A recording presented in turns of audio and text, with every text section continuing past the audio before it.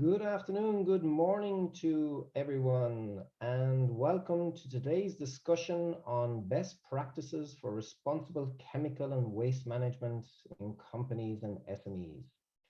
My name is Hannes McNulty. I'm the Green Industry Platform Manager with the Green Growth Knowledge Partnership. And today's discussion is the second in a series of discussions in 2023 on chemicals of concern across diverse supply chains, capacity building, and lots of other relevant topics led by the SICAM Secretariat.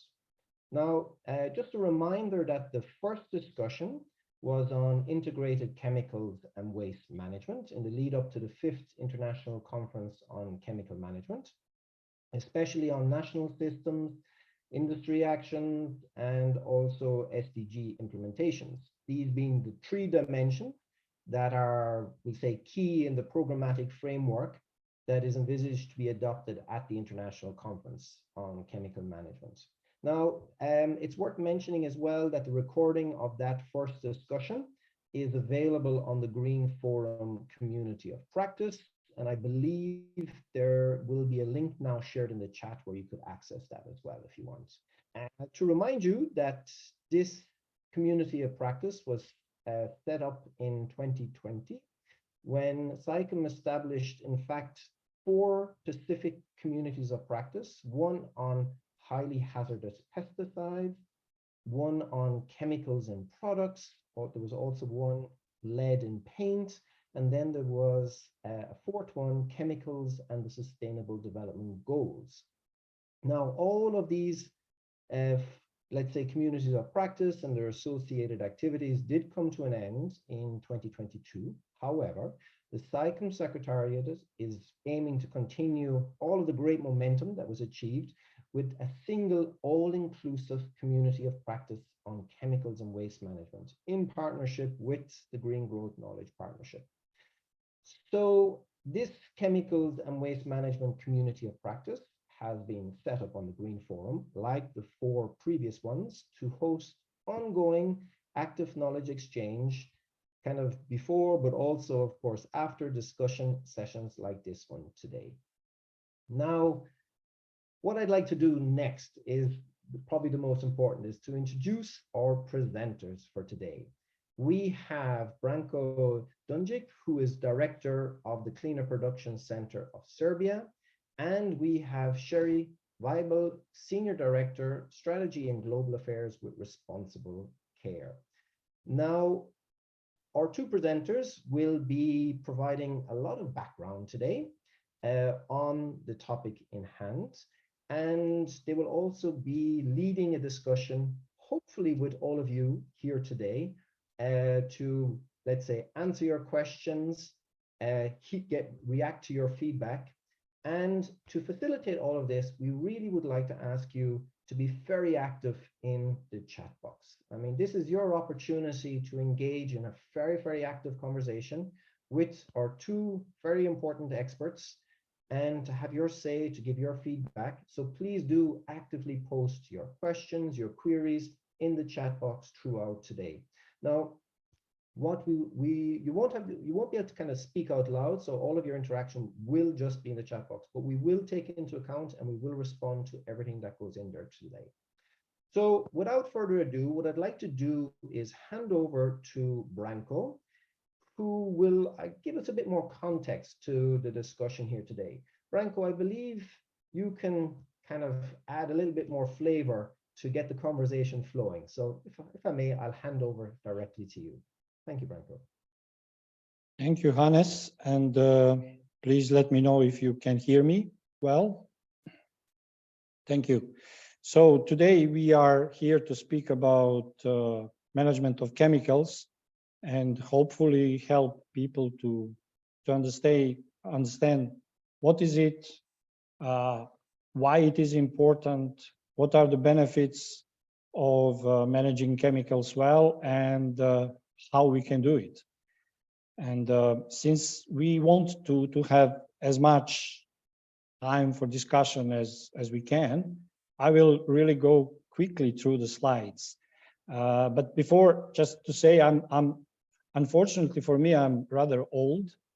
And but it's good that I have more than 30 years of experience working in industry and academia, and also now in the Cleaner Production Center of Serbia, where I had the opportunity to visit more than 500, 600 companies around the world and focus on chemicals.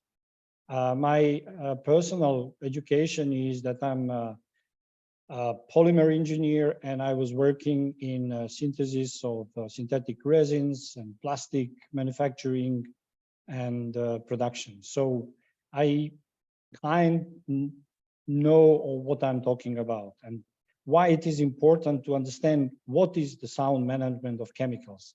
And I will just say that it is a set of actions and procedures to limit the risks of exposure of to chemicals of environment and humans.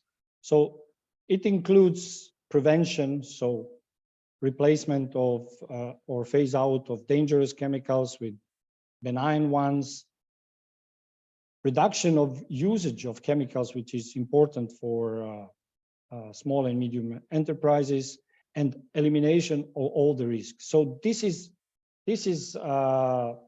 the essence of management of chemicals, to prevent all the risk associated to use with the use of chemicals. And of course, we should say that 200 years ago, we didn't have this problem. We didn't use too many chemicals, but now the modern life is really connected to chemicals, and we cannot just decide not to use chemicals. But what we can is to use now experience of the last 200 years, and especially last 20 or 30 years, and to use less toxic chemicals. Please, next slide.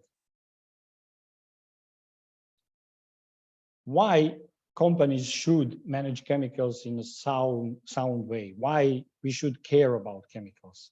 My experience shows me that many companies are not even aware what chemicals do they use, and not even they don't know what are those chemicals, are they hazardous, how they are coming to our company, what we are doing when we put them in the products, etc. We need to manage chemicals, and if I'm speaking now to the managers of the companies, all is about cost savings. All 6 benefits here are related to cost savings. And this is the rule.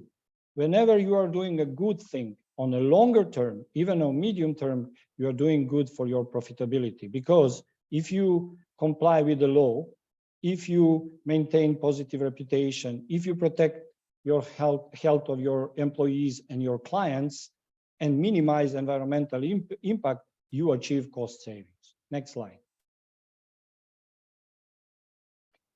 I'm not going to dwell in all those points, but when we are using chemicals, we should be aware that they are coming from somewhere and that they have whole life cycle.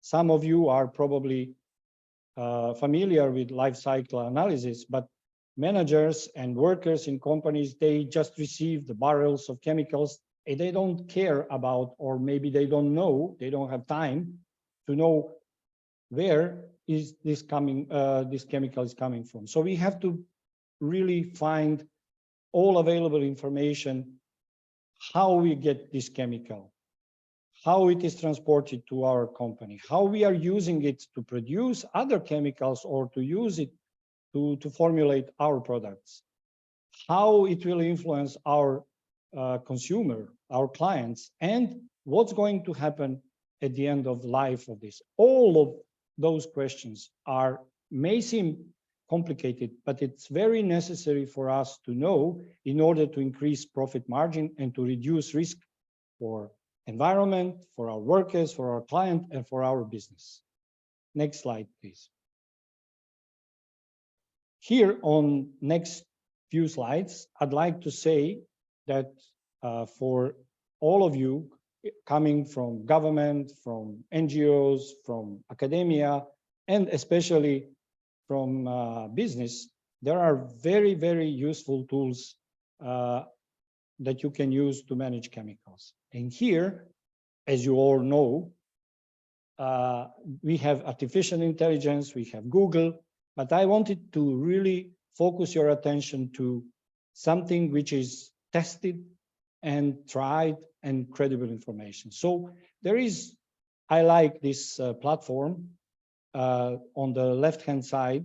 It's so-called Sound Management of Chemicals platform. You have a website, and you can find there all available methodologies and tools to manage your chemicals yourself. You don't even need consultant, even though it's better to hire somebody who can help you with this. And I'm really glad that in this website, also responsible care is mentioned and as one of the methodologies. On the right-hand side, there is a so-called IOMC toolbox. IOMC stands for a word for interagency organization. There are 7 organizations working on chemicals management. And this should be, if you are interested in managing chemicals, this is your Google for chemicals. Why? Because you can find plenty of information. You can even draft a law following steps in IOMC toolbox. And what is really important, it's all of those information have been verified by competent people. Next slide, please. One of the tools that you, if you are working in a company especially, is so-called EIMC toolkit. There is an address of the website or a toolkit, and there you have step-by-step guidance how to introduce sound chemicals management. It consists of questionnaires, guidance, textbooks, video tutorials, and everything. Using this toolkit, you can be confident that you didn't forget about any of the topics in chemicals management. Next slide, please. And finally, but not the last important, and it's kind of overarching tool, is a very new iGo solution tool, where you can go there and do first self-assessment. You answer very simple questions. Do I have this? Do I have that? Yes, no, maybe, I don't know. And then you are guided through recommendation, and you get a self-diagnosis and get all the supported information you need. I here did very simple exercise just to show you that out of 6 important segments of this self-assessment tool, there is sustainable chemicals. And if you click, and I clicked, no, no, no, I don't know anything about chemicals. On the next slide, please. You can get a 6-point solutions how to develop your sound management policy or how to deal with the chemicals. I didn't copy the other very, very comprehensive list of all the tools, method, guidance, website, links that you can use to develop such sound chemicals management solutions. So in a nutshell, and I think that the next slide is the question. So I'd like to summarize this introduction is that we need to know what chemicals do we use and to develop sound chemicals management strategy to prevent and minimize risk to our employees and to our clients and to environment in order to get better business.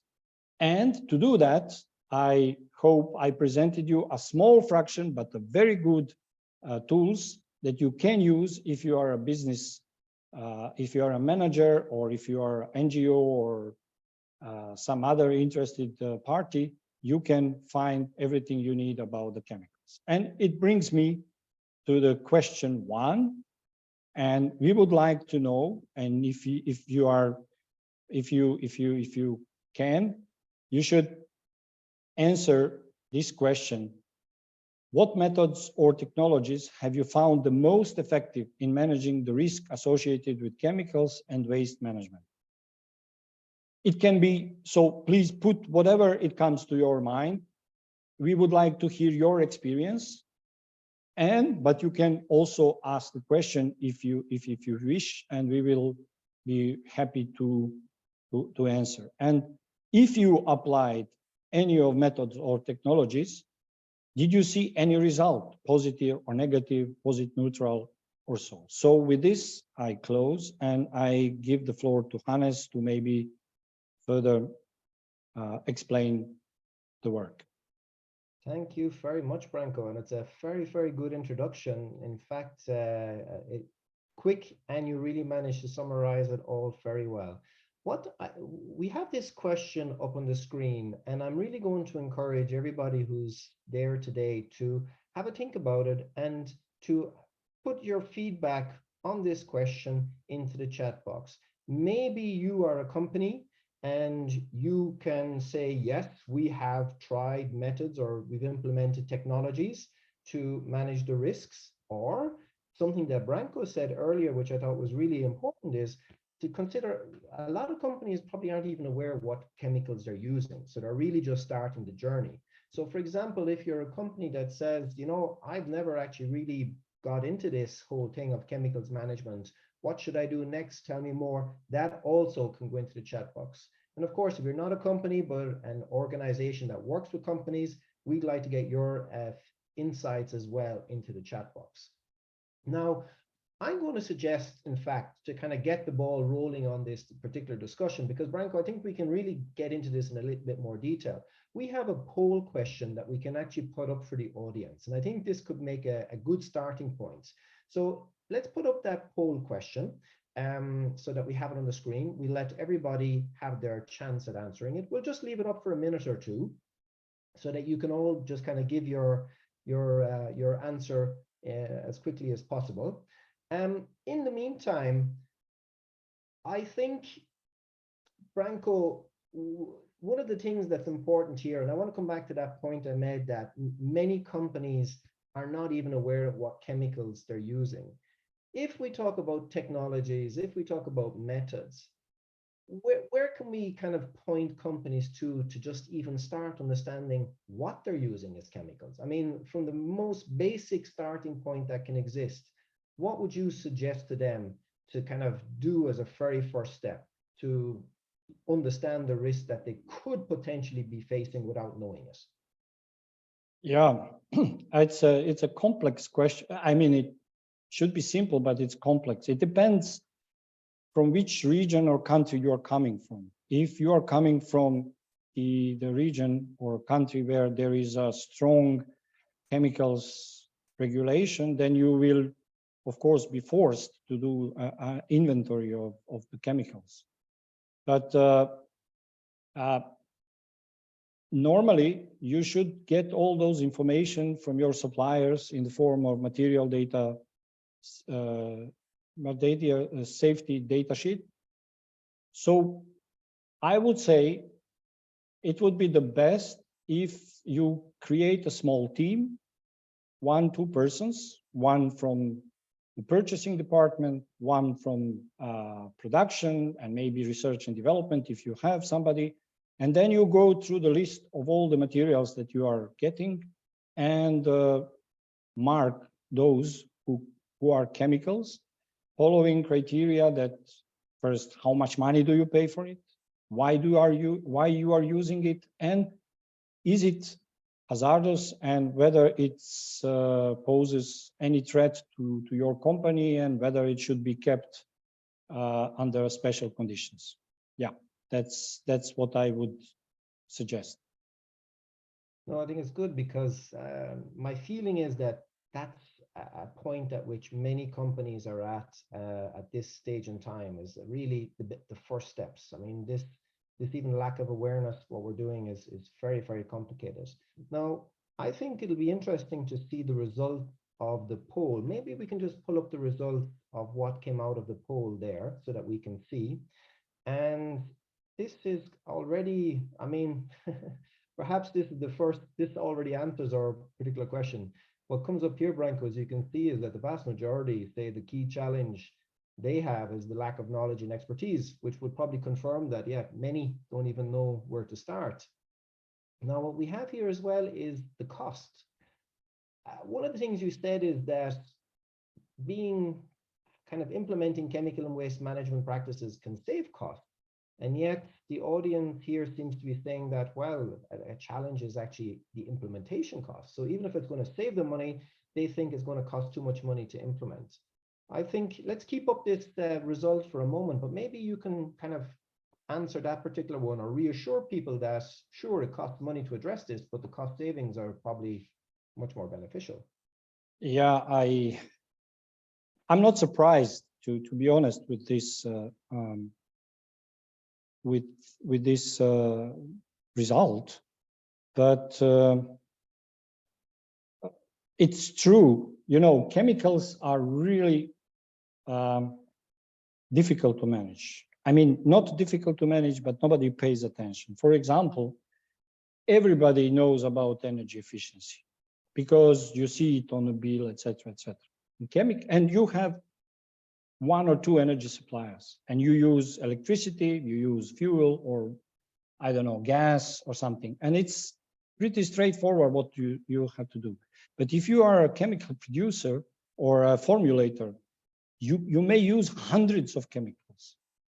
We have, I don't know, maybe Sherry can give more information, but I think that we use more than 200,000 chemicals. Maybe, I don't know, 100 chemicals are on mass volume, etc., etc. That's why people are pretty confused when it comes to chemicals. And that's why this lack of knowledge and expertise of chemicals is, for me, with 38% of votes, is normal. And you know, if you are a company of 20 people, it's hardly that you will employ some specialist on chemicals. Normally, people who are handling chemicals are in maintenance. They don't even know. Or for example, if you are in a hotel and you are doing, I don't know, maintenance of pool or cleaning or washing or laundry, you don't even consider detergent as a chemical. And people are in contact with chemical, they don't know the hazards, and very often it's not explained to them.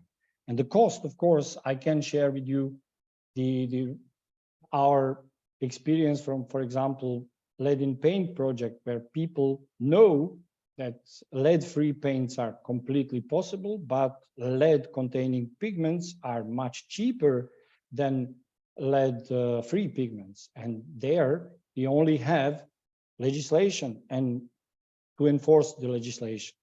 Regulatory compliance, key challenges. So I'm happy that only 13% of people say that regulatory compliance is a challenge. I would say it's a big challenge for the companies that I know. Not only that they don't want to do it, but sometimes regulatory compliance is very complicated. There are many laws which are treating chemicals, not only law on chemical, but you are exporting, for example, to Europe, and we will have the question number 3 regarding regulatory compliance. You don't have time to read, I don't know, 20,000 pages of this. And limited access to alternative, safer chemicals, that's also the case. And for example, when we do the project on lead in paint in African countries, we were surprised to discover that the major suppliers of pigments or other materials, they are not doing business in Africa with lead-free pigments. So yeah, it's expected result. A quick question here, because you pointed out the different toolkits, the websites where they can get a lot more information. Do you think it's also a challenge? I mean, the lack of this thing of lack of knowledge or expertise being available. I mean, a hotel is very different from a manufacturing company. I mean, every sector is going to use chemicals differently. Do you think it's easy for a company, if they know about these websites, these toolkits, etc., to actually find what's relevant to their sector? because again, what I use to clean a process line and what I use to clean a bedroom in a hotel will be different types of chemicals, different risks, different approaches. Is that a challenge, or can we direct companies already to what's most relevant to their sector? I think that it's a good first step. For example, in EIMC toolkit that I mentioned, you have even some sector guidance for textile finishing, for plastic production, for paint manufacturing, and I don't remember the fourth one. So yeah, it's not easy to find because there is no industry which is not using chemicals. I don't know, you name any industry, automotive industry, they use hundreds of chemicals, including paints, including, I don't know, lubricants, including cleaning agents, etc. And not many people not many companies have people skilled to do that. So no, it's not so straightforward, but combining all the tools, and I'm really inviting all the people to go to this SME platform for all the methodologies and tools. And yes, Sherry, there is responsible care mentioned with the links and with resources for each kind of tools you can find there. For example, you can find everything about transportation of hazardous chemicals. So if you are involved in transportation, you can find all the relevant information there. But you have to combine sources, but I would never recommend to use Google, but go to those specialized sites. That's a good point. I think there's a big discussion, of course, today about why can we not just use artificial intelligence, Google, etc., to find what we want. I think what's really important is that it has to be matched to the needs of specific companies, their businesses, and I think you're very right in saying that go to the specialized sources to get the information. Now, what I'd like to do is just remind everybody that's here today in the audience, this is your chance to ask any question you would like of the two experts we have here today. Both very, very experienced people ready to answer any kind of question you have, whether you're a company starting out, whether you're an organization supporting companies. This is your opportunity to ask whatever you would like. Just drop it into the chat box and we will definitely be able to get an answer from Branko and Sherry. Branko, what I would like to do now is, there was this question about what methods or technologies companies might have found most effective. I believe we have a poll question for that, because I think it's also interesting to see of those companies that have done something, what have they found most useful? Because if we think back, back to the sector-specific approaches, we might be interesting to hear from the audience. So if we could get that poll question up, which is the one, yes, what technologies or innovations have you implemented in your business to reduce your environmental impact and improve your chemicals and waste management practices? And this is important as well. What results have you seen from these efforts? Please do answer this poll, and we'd really like to get information from you in terms of what results you've seen from these efforts. So if you have done something, you've implemented a technology, whatever it may be, please do drop it in the chat box in terms of the results. You might have found it useless, you might have found it on average, or you might have found it great. It would be great to get the feedback from you in the chat box. So do please answer that poll question there. But on this particular one, Branko, while people are answering this particular poll, there's two things here, methods and technologies. They're in a way two separate approaches, because technologies in the kind of would mean an investment, changing something in like physical, what I'm doing. A method is more of a practice. And again, we're talking here today a lot about best practices. What would you say is maybe more important for companies to consider first, changing their behavior, or looking at technologies, doing them together? Maybe it's good to kind of explain the difference between these two approaches. Well, I would start with first understanding what are you using. And again, when we had several years ago a survey with the companies, do you use chemicals? Most companies explain that they don't use it. So before you decide what to do and whether you will invest in something new or, I don't know, use some methodology or change your technology, you have to understand what are you using. And very often, when you understand, the answer is really evident. So, for example, if you are, I don't know, using paints in your production, then you will find in available literature how to use this paint in the best way. And I would always recommend, and this is what I am always doing, talk to your supplier, especially if the supplier is a company producing this chemical. They have people who know how to use this chemical in the best way and in most efficiently. And I would like also to say that we are working very successfully on a method or business model, which is called chemical leasing, where you don't buy actually a chemical, but you buy a square meters of painted surface. So you say to your supplier, okay, I'm not specialist in chemicals, in painting, but I want to have this painted. Can you train my people to do it better?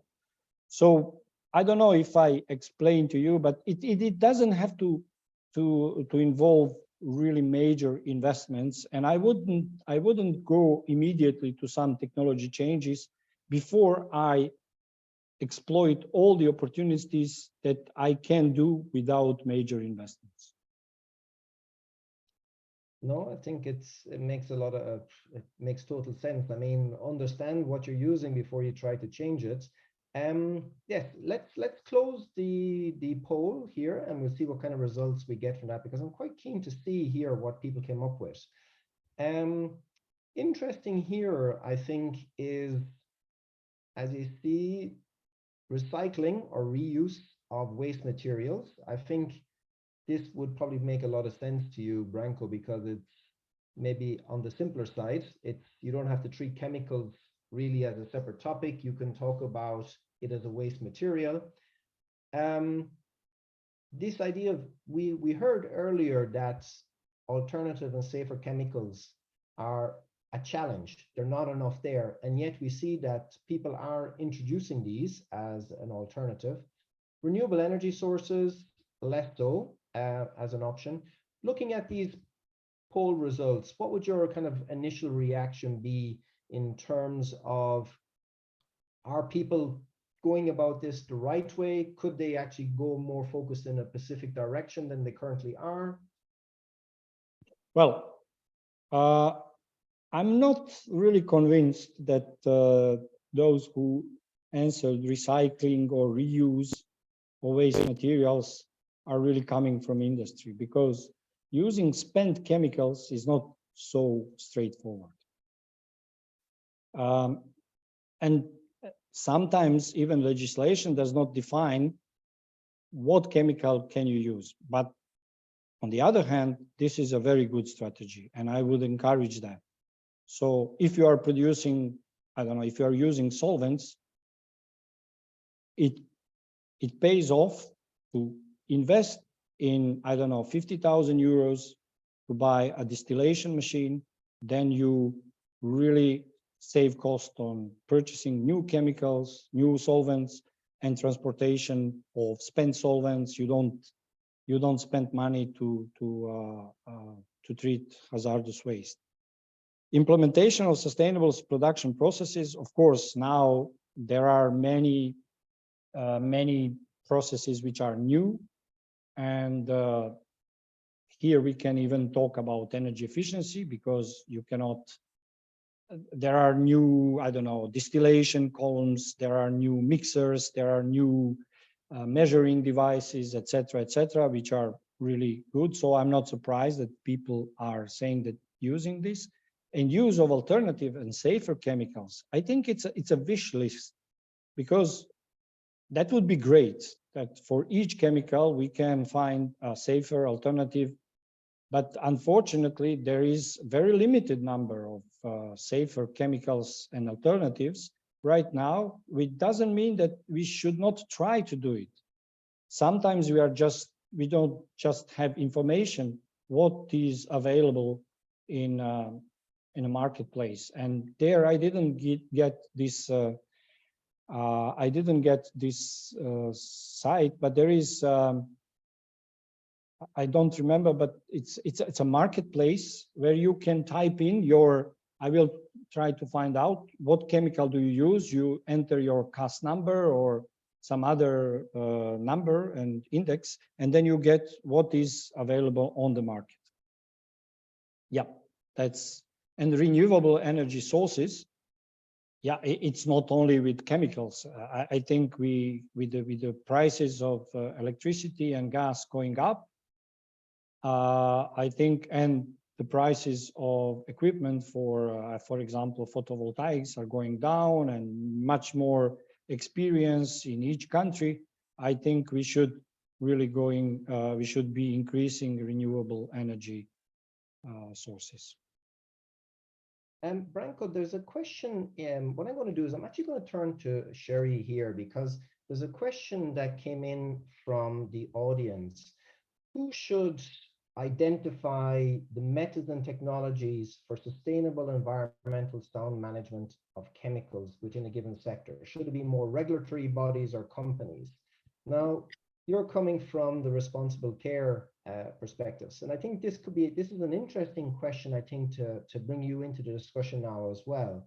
Would you care to offer your perspective on that? Well, thank you, Haynes. It's a complicated question, and I think probably there's a complicated answer, right? I mean, we've seen sort of a parallel track, if you will. And I'm rereading the question. So who should identify methods and technologies? So, you know, when we talk about sustainability, a lot of what we see is done at a company level, right? And, you know, I'll share some thoughts about responsible care in a minute, but that's really sort of the baseline, if you will, on, you know, companies safely managing their chemicals. When companies are looking to become more sustainable, they're looking at their individual products that they're making and the processes that they use. And so companies, what we're seeing in our member companies within the American Chemistry Council and our member associations around the world, a lot of companies are looking at many of the things that Branko has been talking about, right? Trying to figure out within their own company how to make their products and their processes more sustainable. At the same time, in many countries, what we're seeing is regulations and sort of a regulatory framework being developed around sustainability, where governments are looking to sort of set the parameters or create benchmarks, if you will, looking to sort of drive that process. And so what we've seen is a combination of both industry and government.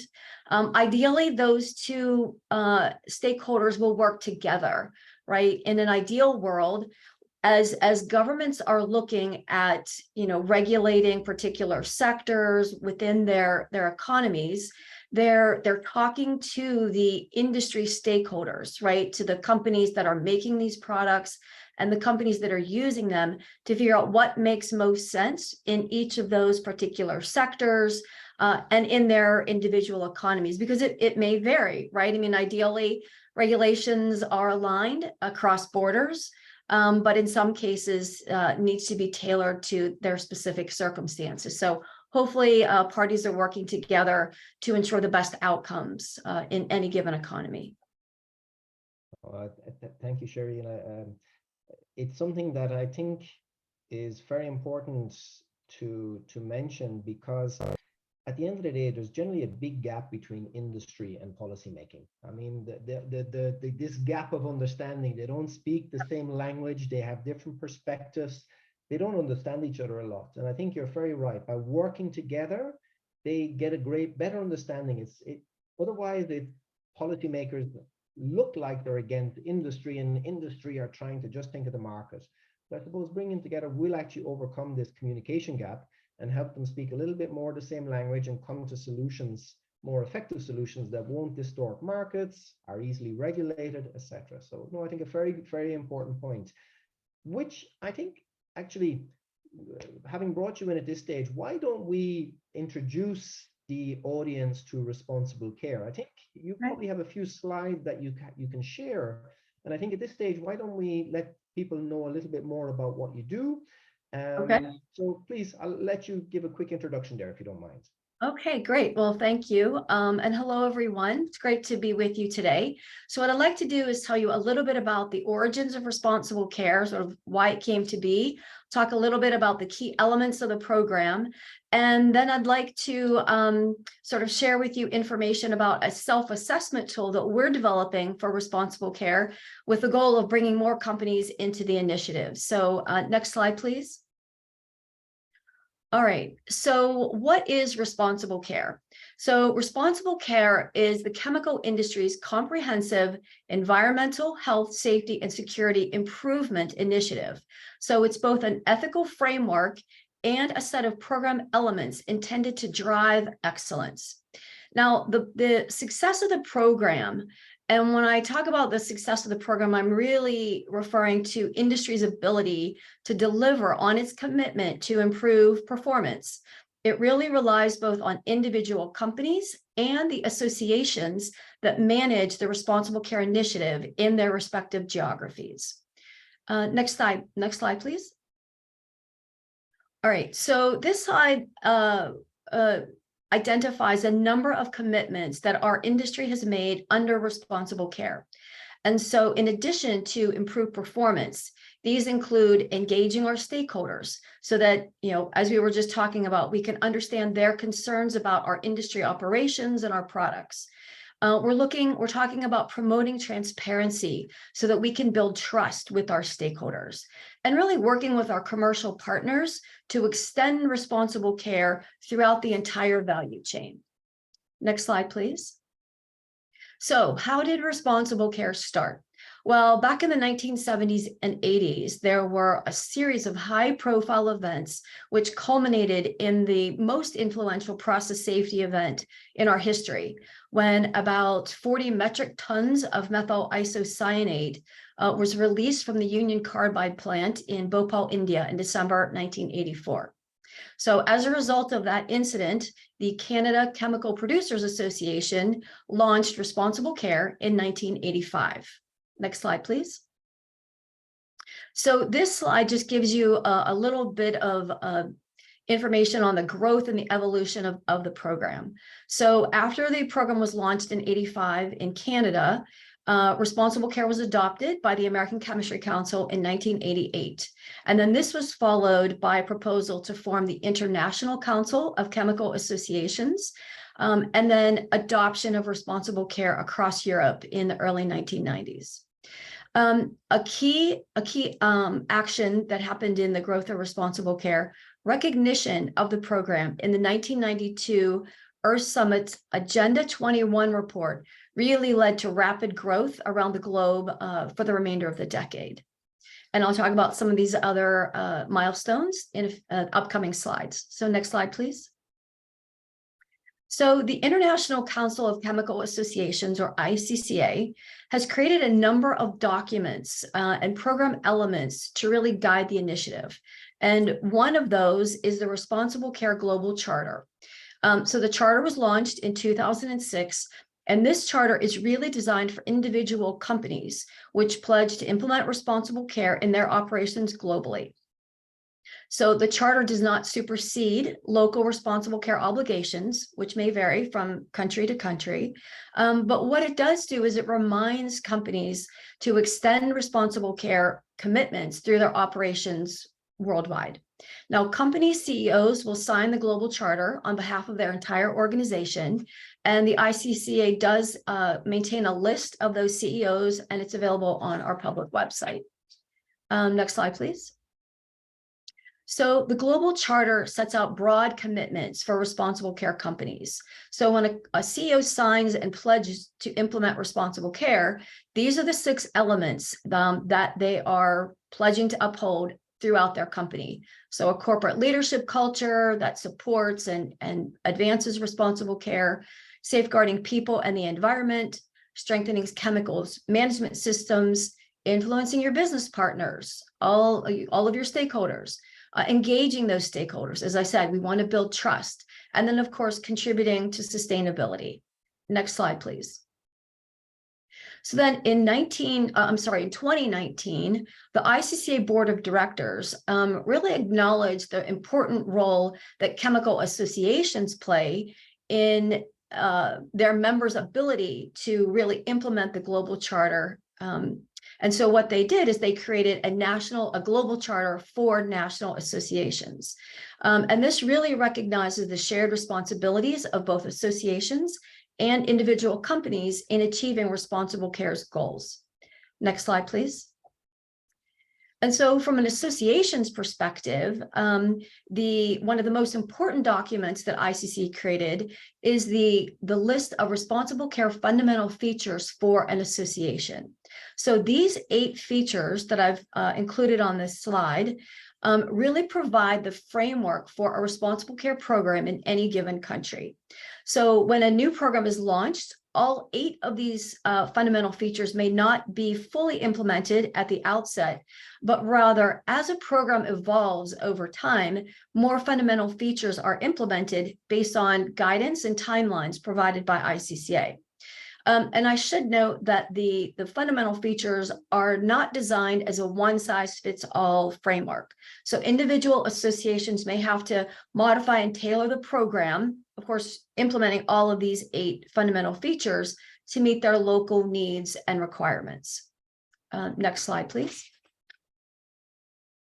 And so ICCA does provide federations and associations with guidance on how to implement the fundamental features, as well as timelines for achieving them, right? We do want associations to progress in their implementation of the program over a relatively short period of time.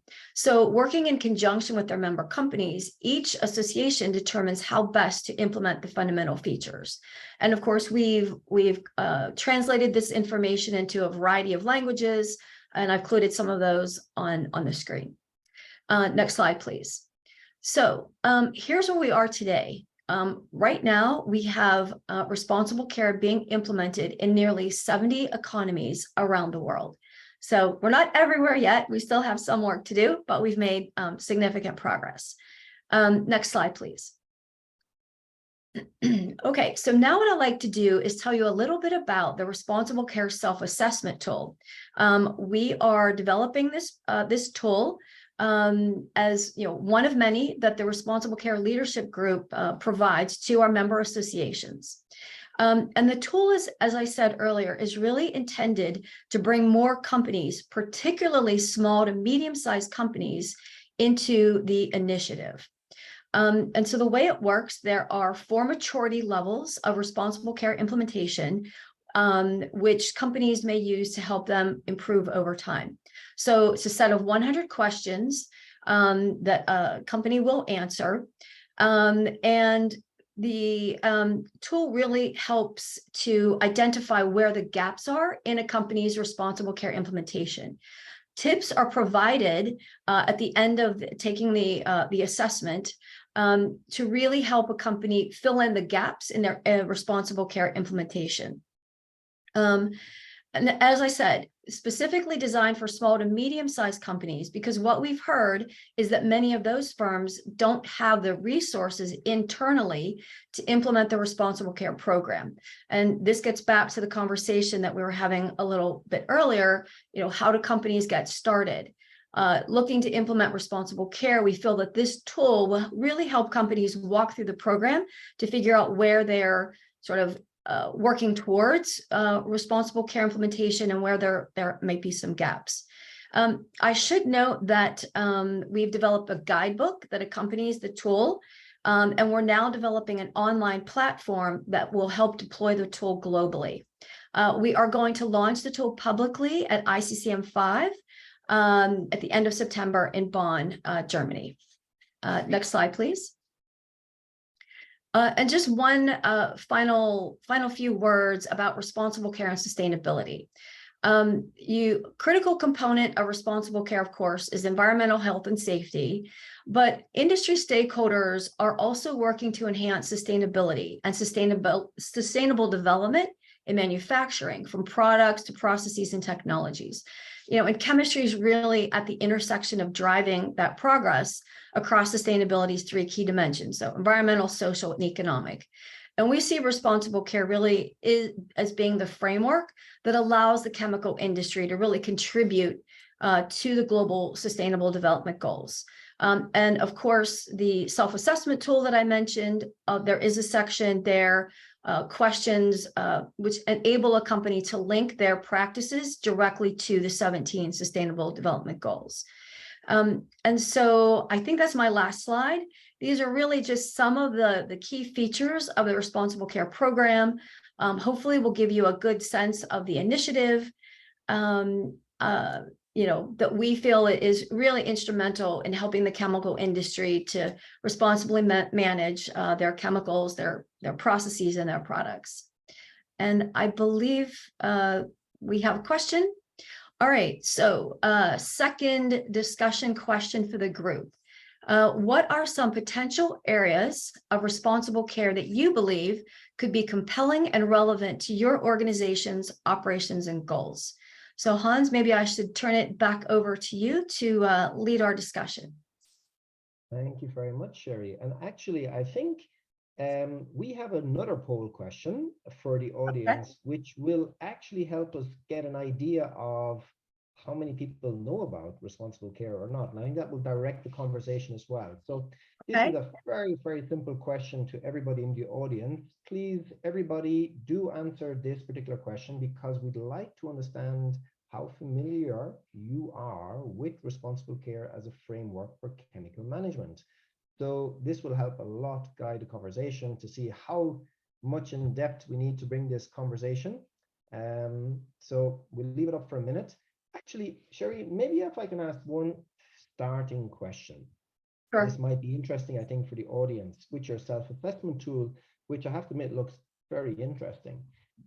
How relevant is this self-assessment tool for large versus small companies?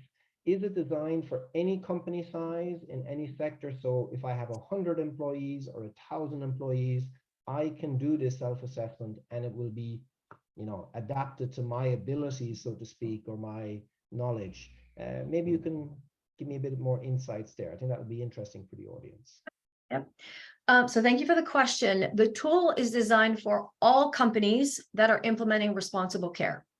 And we are going to our beta testing phase right now, and we're having multinationals test the tool, medium-sized companies, and then very small companies.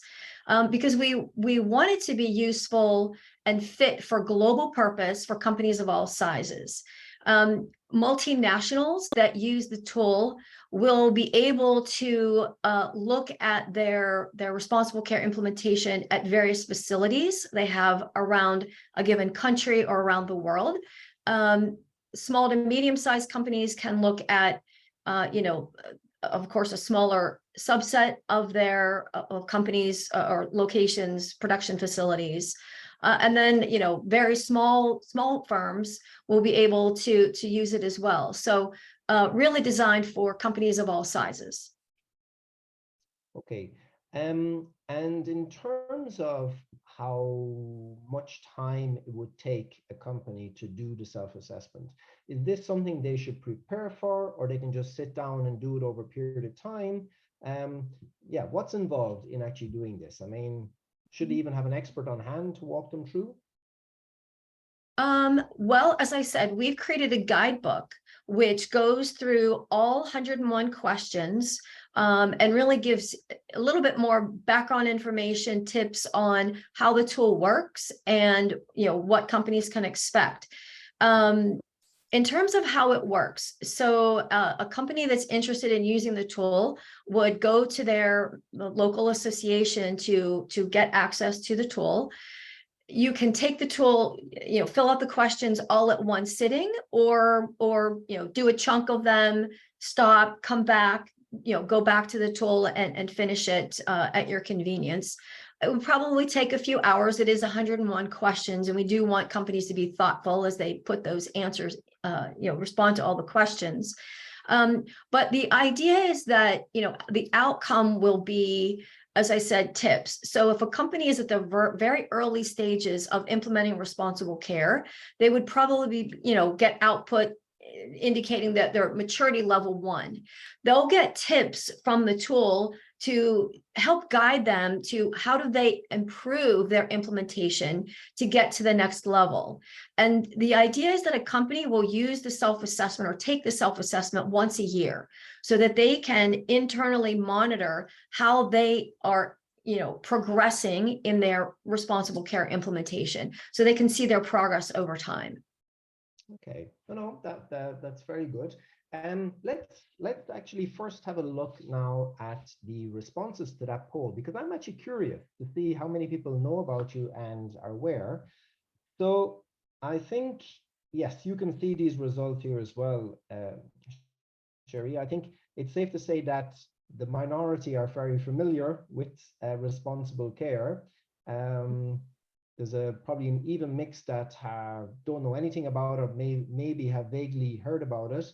But it might indicate, I mean, you can take your own perspective on this, but my first feeling here is that there's obviously a great opportunity still for responsible care to have impact, which would actually lead me to ask the question, you're working through, let's say, business associations or chemical associations. I mean, it's with the members of chemicals associations.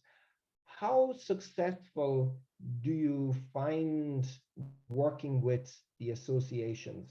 Are they good at bringing what responsible care to their members, or is there a lot of work to convince first the association to then get them to, on your behalf, bring it to their members? As I said earlier, we work with, there are 64 national chemical associations around the world that are part of the responsible care family, if you will. And, some of them are relatively new. Our newest member is in Kenya, just over a year ago, joined the Responsible Care Leadership Group family, and others are very well established, right? Canada started in 1985. And so there are varying degrees to their ability to promote responsible care within their own economies. It's really incumbent upon us within the ICCA Responsible Care Leadership Group to provide them with tools and enable them, really support their efforts. And we are working to do just that. We do have responsible care information on the ICCA website. We are, I'm glad to say, right now in the process of developing some new tools that our members will be able to do. And that includes a responsible care video, 4-minute introductory video that we've just pushed out to all of our associations. Hopefully you'll be seeing that social media, on websites, etc. So this is very informative. This is great information for me to have to take back to my colleagues to remind us that we need to up our game, if you will, do a much better job of really putting out the word about responsible care to other potential host associations and to clearly reach a lot more companies around the world.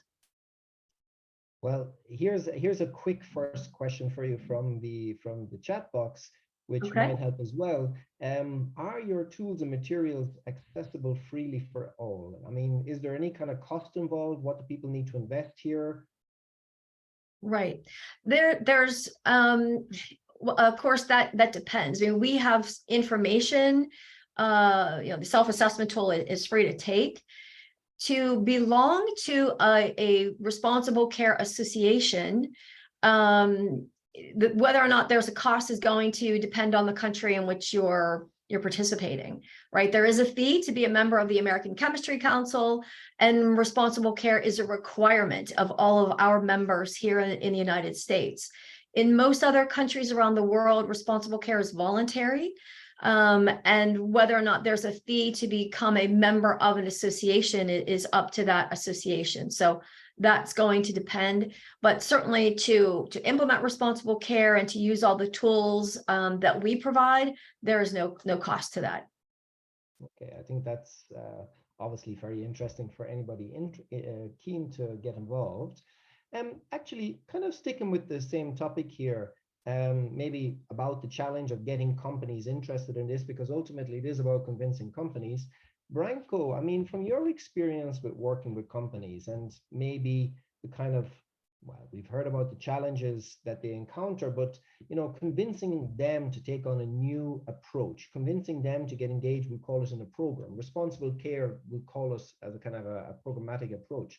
What is the best way to sell it to companies? How can we get them on board for these kind of initiatives like responsible care? What's the best way to communicate it to them? Well, I would comment on what Sherry said about, the companies. Is it for all companies or for bigger companies? From our experience, at least at this moment, most companies with responsible care endorsement or adoption implementation are bigger companies. Smaller companies, they are kind of afraid, to enter into this exercise. As Sherry said, that there are 120 questions, etc., etc. So for them to motivate them is to share the examples of similar companies that they have, because if you have responsible care scheme, then you will be probably having a less headache with the inspection of your own country. If you are really complying with everything which is in responsible care scheme, then you are complying with your legislation. So my guess would be it's better to be proactive, to commit. Of course, you have to I don't know, invest time, some money and resources to get this, but at the end of the day, as responsible care is a good scheme for chemicals management, then it will bring you to all those benefits that I was talking about. And the second slide, reducing the cost, reducing the risk, and having the better image. So, and especially if you are a small company which is in some supply chain, maybe even you will be kind of forced to have it, since your customer who is downstream may ask you to do it. So that's my take on it. So it's better to be proactive, and by implementing responsible care, you will do it. It's a sound chemicals management. So you don't. But if it is too complicated for you, there are other tools that you can also enjoy. I don't know, Sherry, if I'm Branko, No, if I may, Sherry, please go ahead. No, sorry, please go ahead. Yeah. Sorry, no, I would agree. So Branko, you're exactly right. I mean, we have heard that it is, challenging for some of the smaller companies to implement responsible care, or at least they anticipate that it is. For a larger company that has, staff devoted specifically to environmental health and safety, they have a few more resources to put towards implementation of responsible care. But as you said, companies that are implementing responsible care are likely then in compliance with the regulations, government regulations in their country, right? That's sort of the baseline framework, right? That you would meet, and then responsible care really helps companies to go beyond that, right? To meet their broader goals, sustainability.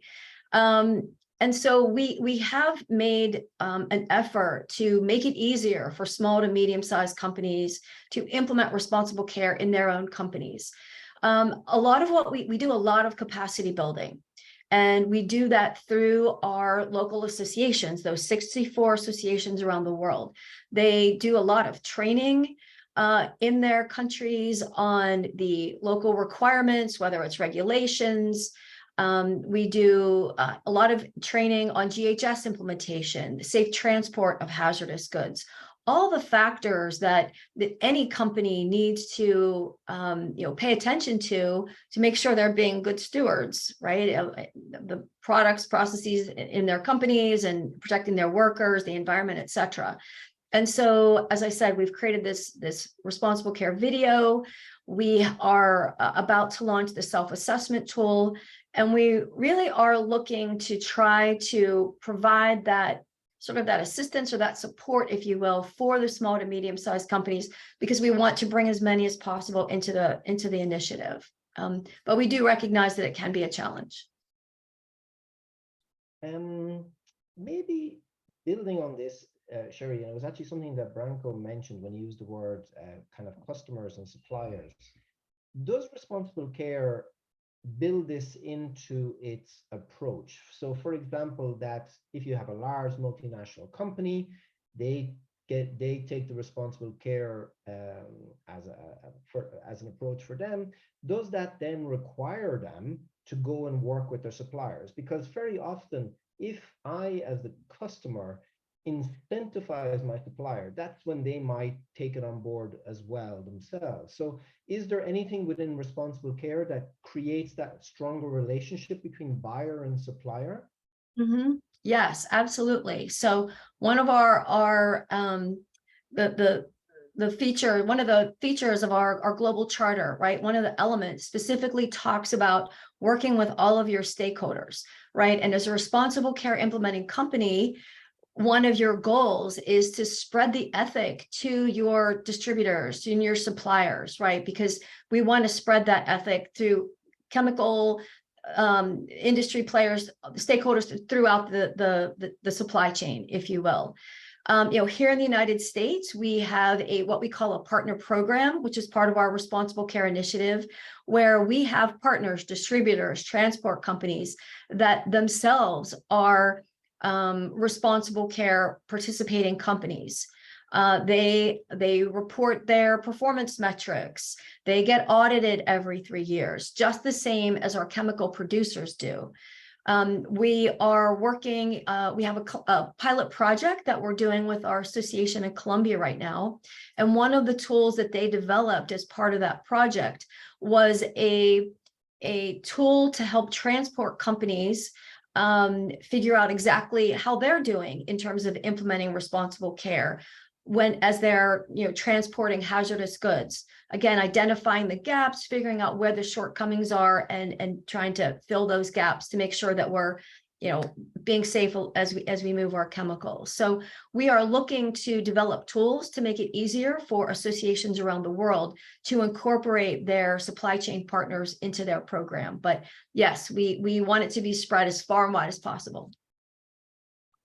Oh, thank you. And I think it's a crucial part of the equation, really, because you need to create a business case for all of this, I gather. And I mean, if the supplier is not being incentivized through whatever contractual agreement they have with their buyers, it's hard to convince them to kind of get involved in something completely different to their everyday business. So it's good to see. It's good to see that responsible care is definitely taking this approach. And I think it's going from what Branko says, it would be a key way to get to those smaller companies as well. Yes. We do have another question that we can discuss around, but before that, actually, maybe just as a last point directly on responsible care, Sherry, is in terms of the future. I mean, you highlighted a big chunk of the world when it came to where you're already active, but do you what's the timeline for the other countries where you haven't yet met a foothold? I mean, are you planning this over the coming years, over the next decade?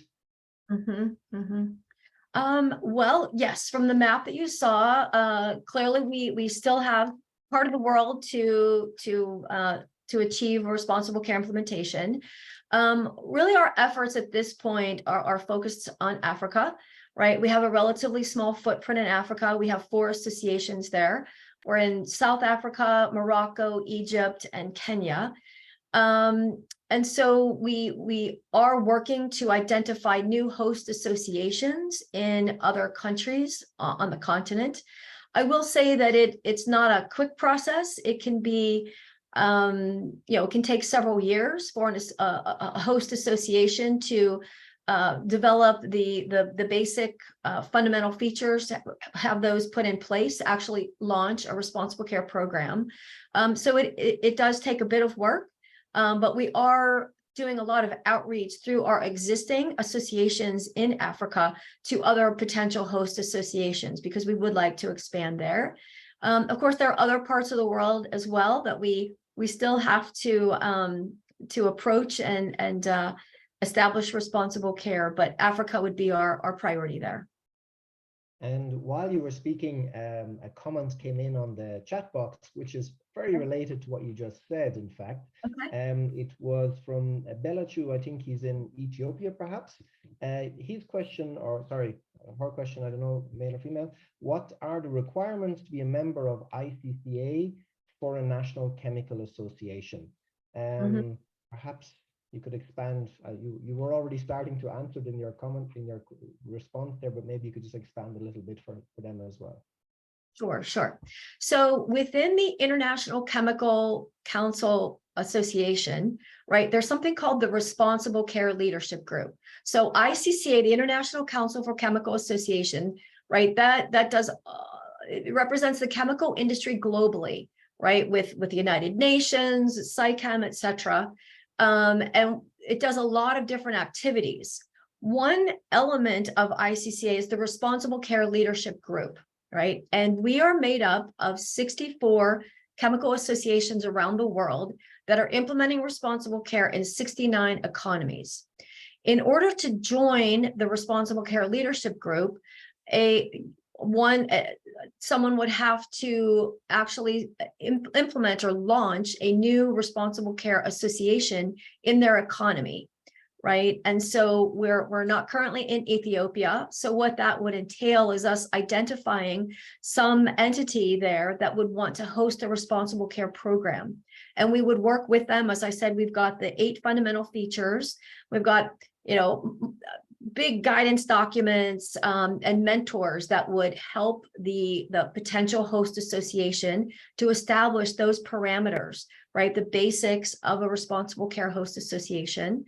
Would need for there to be critical industry interest there, right? Some industry members that would want to participate in the host program. And we would work with that potential host to really help them set up the foundational pieces of a program. And really, the only requirement is that a potential host would make a presentation to the RCLG outlining how they would establish the program in their host country. And, we would most likely welcome them once they meet the basic requirements and really support them along the way. Thank you. And if I may, there was a question as well. Is responsible care in Nigeria? Not currently, but we would love for there to be a responsible care association in Nigeria. So if there's anyone on the call that would want to, be interested in hosting the program, I would love to hear from you. I think that's a nice invite to our audience, and you can see the interest in expanding to Africa. So yes, do please touch base with Cherry if you want to learn more about what's going to be happening on responsible care in Africa. But we still have one other very interesting question that we can bring to the table here. This question 3, how have changes in regulation and market demand influenced your chemicals and waste management practices? And how have you adapted your business strategies in response to these changes?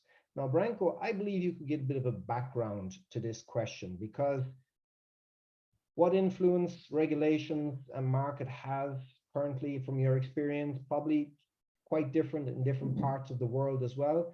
Maybe you could just kind of, if you have a few words that you could provide here to give a bit of context, and then we'll see if anybody from the audience would like to share their experience on this. Yeah, sure.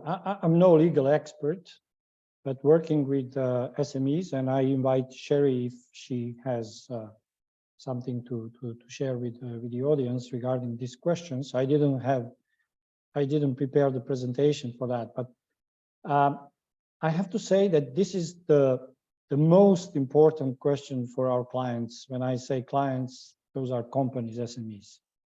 First of all, they want to comply with all the regulations.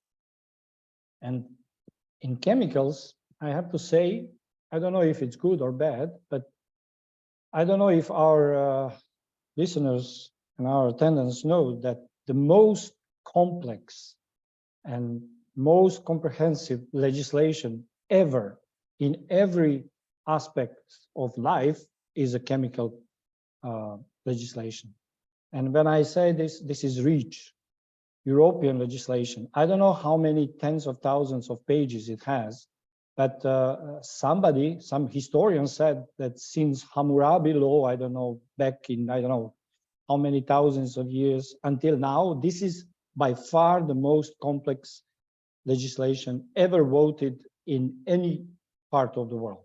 So I believe that many, many companies have been affected by this REACH legislation. The other thing is that we can split, something in what is legislation, which is obligatory and which is voluntary. For example, I always count responsible care as kind of compliance with legislation, because I truly believe that if you commit to introduce responsible care and you really do it, then you don't have problem with any legislation around the world. So I just want to remind our audience that we have some international agreements related to chemicals. It's a Basel Convention, Rotterdam Convention, Stockholm Convention. Now we have Minamata Convention with about lead. And we have, of course, REACH legislation. So I don't have all the knowledge about all the details, but if you are interested more in details, you can get it. But on the other hand, you have a lot of voluntary schemes, like, for example, you can have, I don't know, non-binding, like SciChem, for example, our organizer, strategic approach in chemicals management. This is not binding, but you can commit to do it. You have sustainable consumption and production. You have resource efficient and cleaner production. Green industry platform, you have it. You have responsible production toolkit that I didn't speak about that. And you have, of course, responsible care. What I want to say is that, to share my experience and my personal experience with that, as I'm a polymer chemist and also working in a paint industry for more than 10 years, I was witnessing how VOC, volatile organic compound legislation, influenced research and development and changed the market completely. 50 years ago, 99% of all the paints and coatings were solvent-based. Then there was this legislation which was met with a lot of resistance, is that we have to limit organic compounds in solvents in paints. And for any engineer like me, putting water in organic a mixture was crazy. And we were saying, it's not possible. Why we would change such a nice products like paints, which are shiny and easy to implement, easy to apply, with something which is really completely, at that moment, 50 years ago, I wasn't there, of course, in a business, but it was impossible. But right now, more than half of all total products are water-based, and in do-it-yourself sector, 99% of the products are water-based. And what is more important there, and more, I would say, striking, is that those products are technically superior to the products which are solvent-based. My conclusion would be that legislation should be a driving force for changes in technology. We, as a technical person, we always say we can do whatever legislator asks us to do. But it's also important that we are all on the same level. That means I would like to share with you experience from lead paint project is that we work with companies in Nigeria, for example, or in Colombia, and they say, okay, fine, we can replace lead containing pigments, but my neighbor is not doing it. If there is no legislation, I'm not in the same position. My products are more expensive. Sometimes right now, maybe not even performing very good. So when we have the legislation, and I'm for the legislation, and more importantly, enforcement of the legislation, then the companies will rush to Sherry and ask for responsible care because they will comply with legislation. And that's the key, in my view. I'm sorry if I'm too passionate about legislation. This is something that I was, at the beginning of my career, I was saying, okay, we are responsible. We don't need the legislation to be responsible and sustainable. But unfortunately, after 20, 30 years of experience, I see that if there is no enforcement of legislation, there is no movement in technical improvements. Jerry, I'm going to come to you for your opinion on this as well. But in fact, we have the opportunity to ask everybody here today their opinion. We have yet another poll question. And I think this is an appropriate one to put up. If we can just throw it up on the screen as we see it here, because what role do you see for government policy and regulation in promoting sustainable chemical use and waste management practices? Please do let us know what you think. You got quite a passionate perspective, we'll call it, from Branko. I'm going to be asking Sherry your perspective on this as well. But please, to the audience, do answer this. We'd love to hear from you how you see, what you see as the role for regulation. Is it good? What should it do, etc. So please do answer this poll.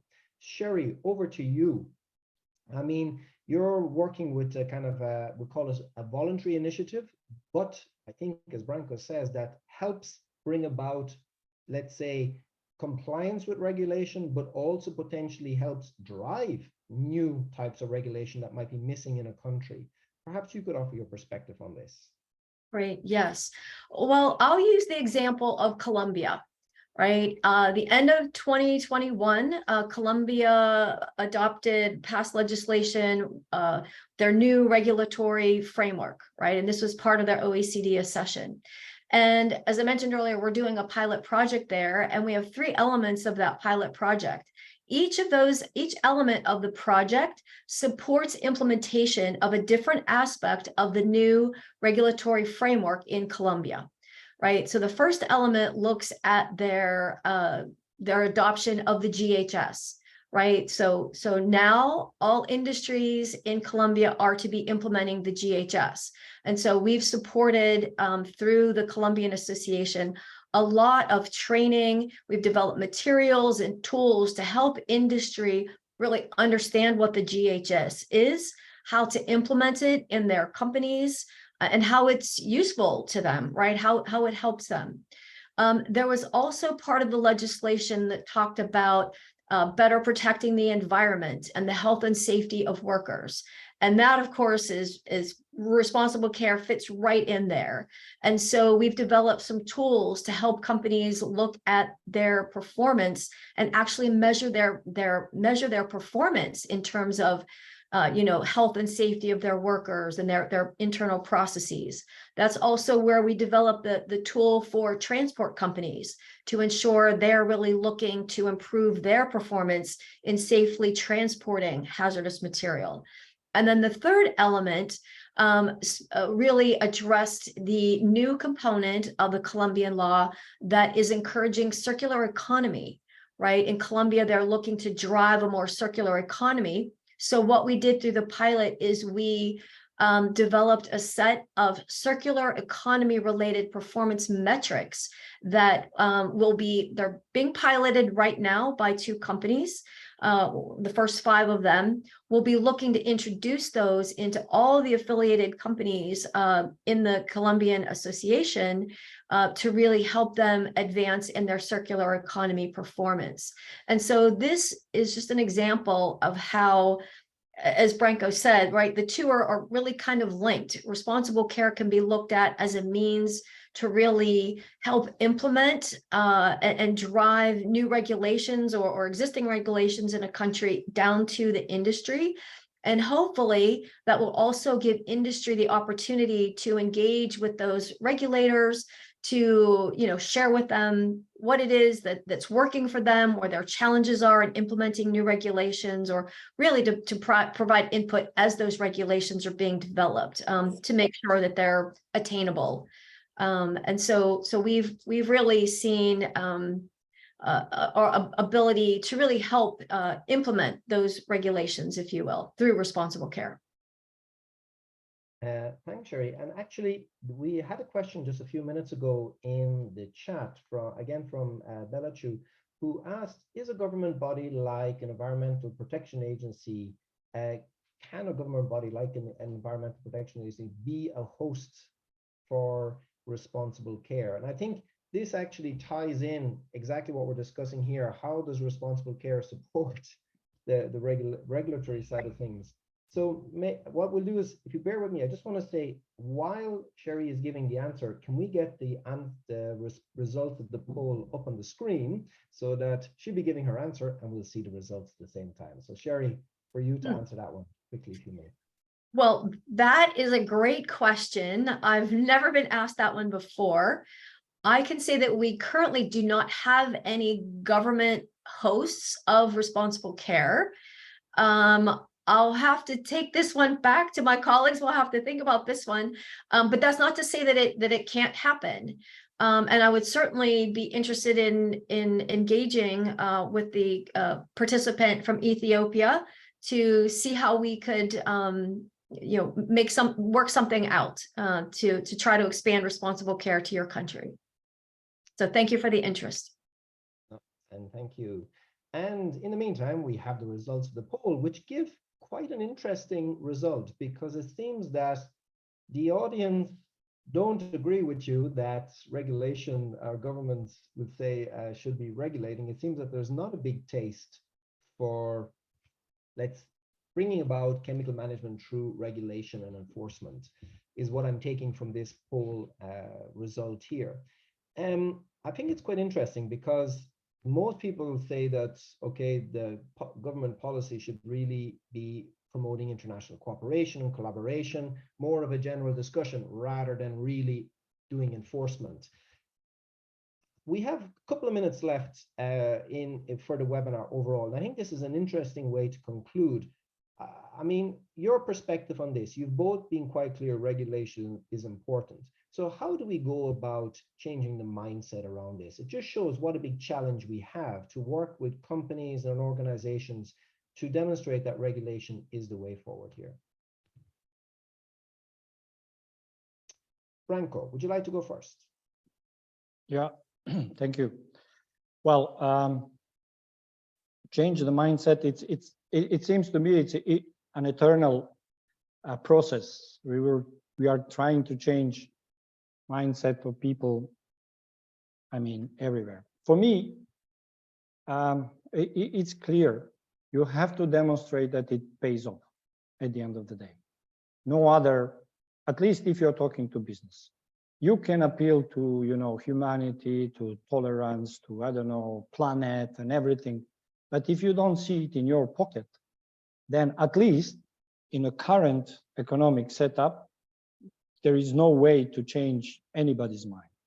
So in my view, this is legislation, awareness, to learn people. I'm not an idealist, but I believe that people are good in essence. So if they make bad decision or bad things, in majority of cases, it's because they are not informed. So we have to inform people, educate people, what are the chemicals, how to use them in the best way, and to constantly give alternatives. Then our governments, either on multilateral agreements or nationally, they need to make a good legislation and then to enforce it. Just one example from Israel when we were working on lead in paint. So what they did, the government, that's best. Branko, if I may, Branko, Yes. sorry. It's just that we actually have reached our time limit, and I would like Yeah. to let Sherry Just comment on it, that. it was just it's a worldwide, it was a countrywide discussion with the stakeholders, with industry, and then they decided, okay, now we decided we go and we enforce, and they don't have lead in Israel. Thank you. Sorry. Sherry, So your perspective.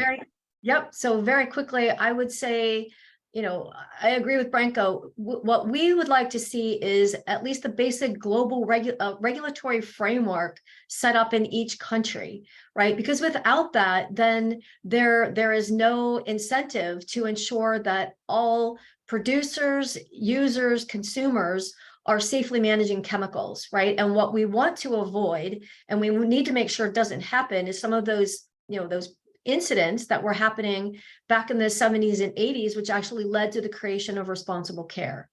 And so that's not to say that we want government to overregulate or overstep and inhibit innovation and creativity, right? That there's a fine line there, right?